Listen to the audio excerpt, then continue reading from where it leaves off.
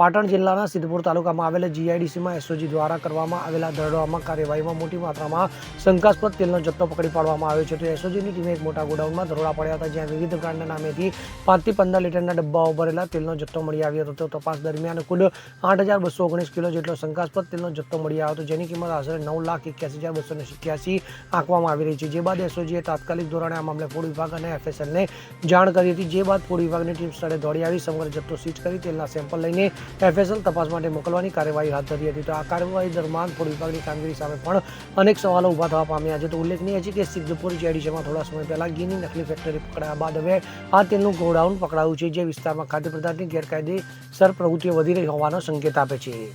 Bureau report CN24 news. હવે જુઓ દેશ દુનિયાની તમામ ખબરો તમારી આંગળીના ટેરવે.